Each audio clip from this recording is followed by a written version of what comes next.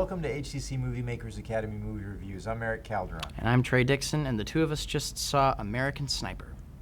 American Sniper is the new film from director Clint Eastwood. It stars Bradley Cooper and Sienna Miller, and it follows the story of Chris Kyle, an American sniper who spent 4 tours in Iraq saving countless American soldiers and Iraqi civilians and amassed a total count of 160 confirmed kills. Yep, and the film was shot in California with a budget of $58 million and has grossed $289 million. It's actually the number one grossing film that has been released in this season, right, in the history of filmmaking. And yeah, the film was immensely intense, shot on an Alexa. I believe it was digital. It looks like it was a digital, but then it was, when I was looking on IMDb, it was a little bit confusing whether it was digital or film, because they did say that they shot, I think, 8 reels of film, which was over like, I think 6,890 meters of film, which is a lot.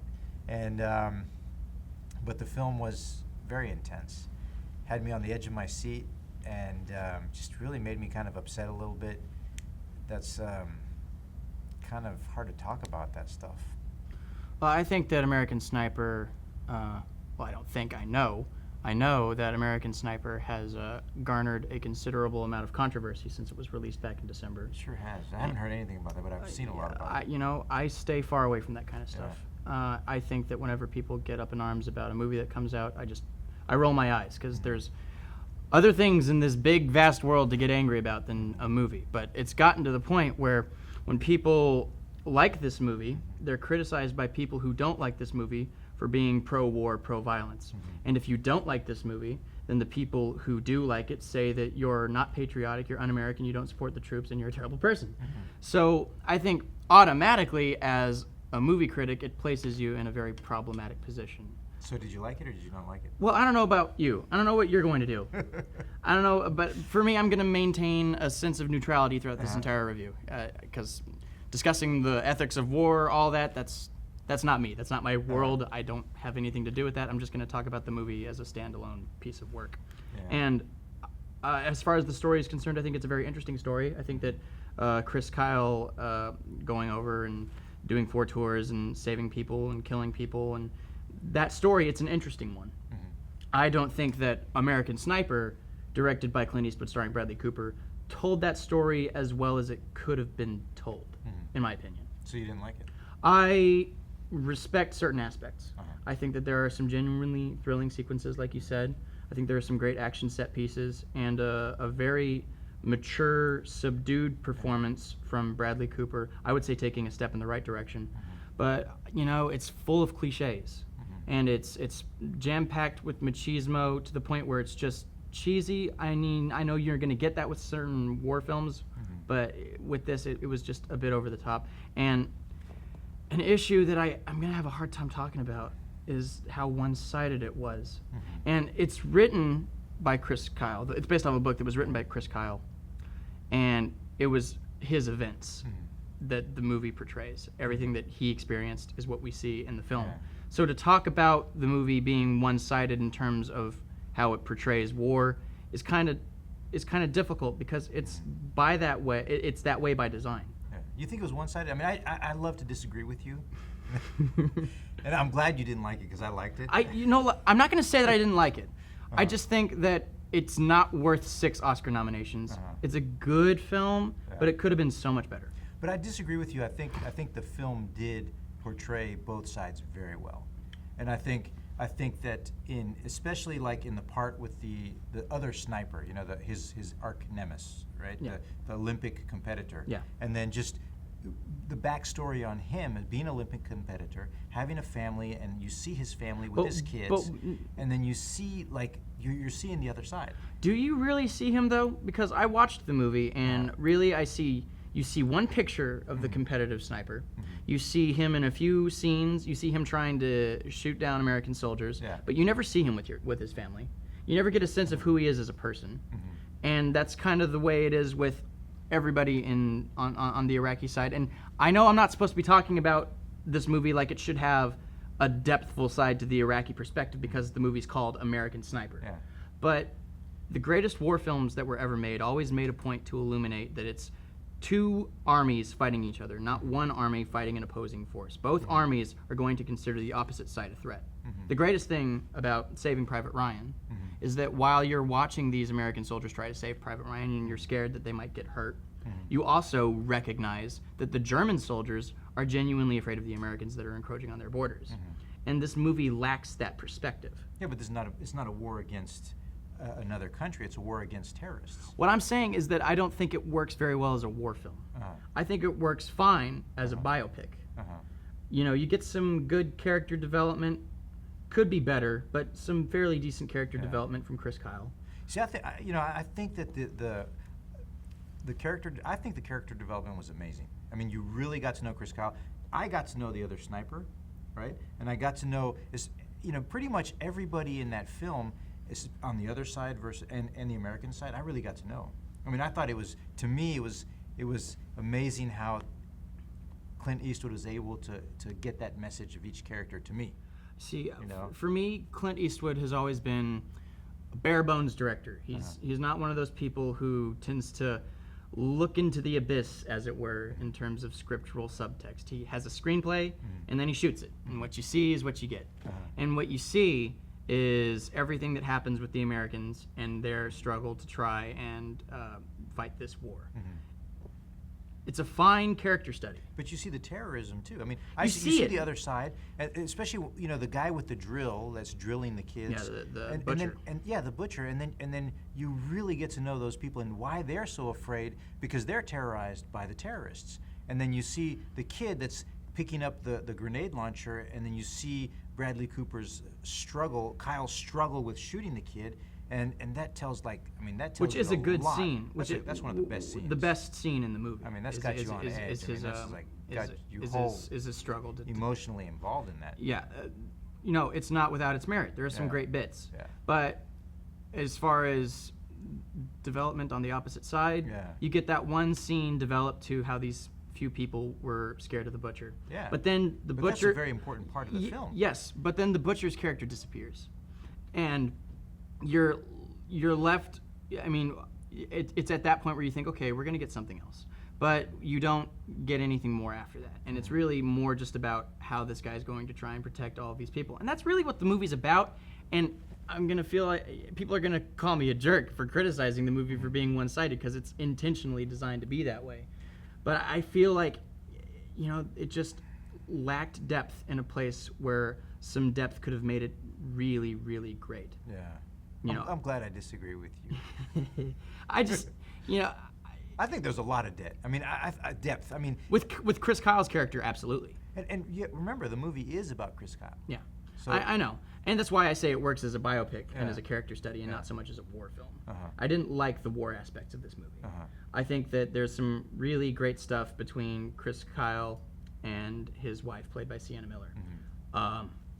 There's one scene in the movie, and we've kind of been making fun of it as we've been setting this setup.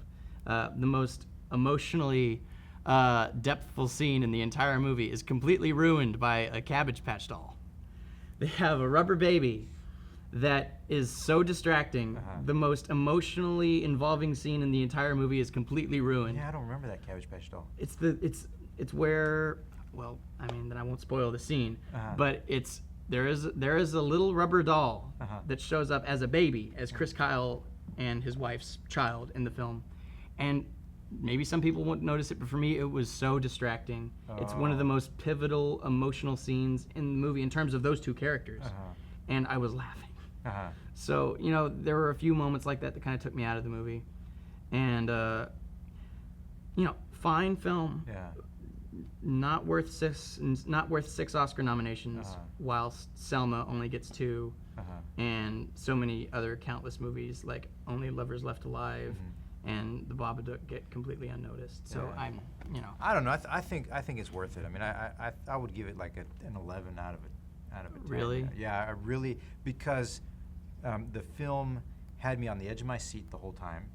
And I was really moved emotionally. I mean, that's what filmmaking is all about, moving your audience.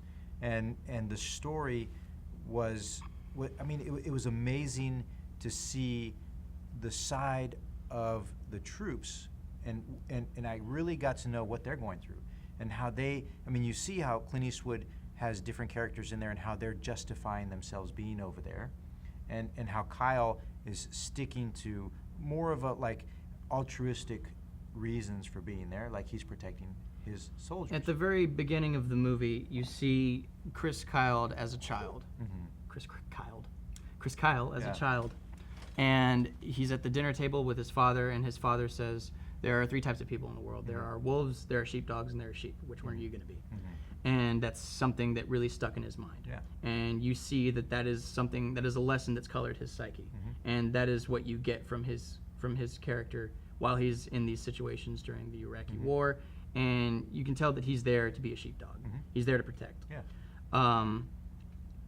Good stuff in the movie. That was very moving. It is moving. It's very moving. It's really good. Yeah. And it's a shame that there wasn't more like that in the film. Mm-hmm. All the other stuff, good enough, but I've seen done better in so many other films. Mm-hmm. That's what I think. Yeah, I thoroughly enjoyed this film. I mean, I would recommend it. Yeah. I would recommend it. I like the way that Clint Eastwood, it's classical. You've got your good versus evil kind of deal, and then you're looking at and he is kind of commenting on the war in Iraq, and he is kind of saying, okay, yeah, a lot of people don't agree with it. My biggest issue is that war, in and of its nature, is not black and white, mm-hmm. and I think that what they were going for is that in order for Chris Kyle to do what it is that he did in the war, he had to see it from a black and white perspective. Yeah. I think that hurts the movie in its efforts to try and be a war film. Mm-hmm. So, is it a war film? Is it a biopic? Is it a character study? Is it trying to be all 3? I don't know. And that was something that was kind of rubbing me the wrong way about it. So when you talk about a war film, you're talking about 2 countries at war. Yeah, 2 countries at war, clearly developed struggles. Yeah.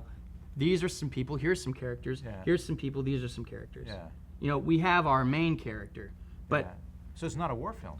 Yeah, this movie I wouldn't say is very much of a war film. But it wasn't a war.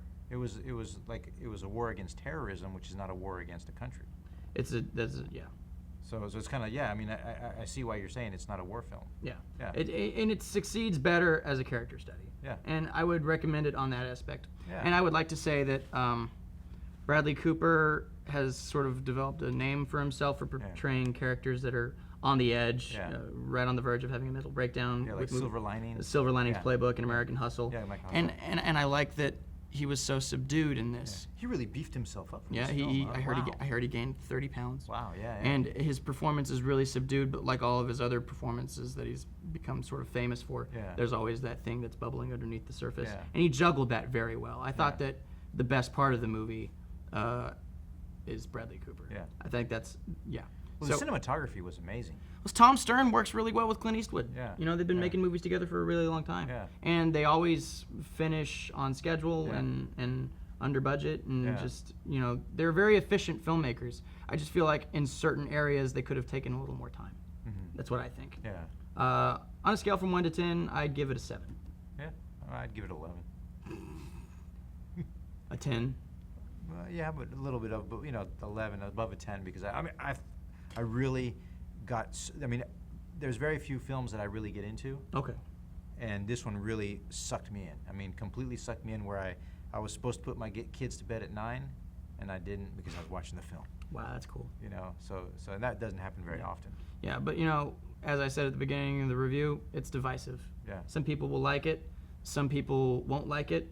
You're not a bad person for feeling either way. Yeah. Yeah. So that's it.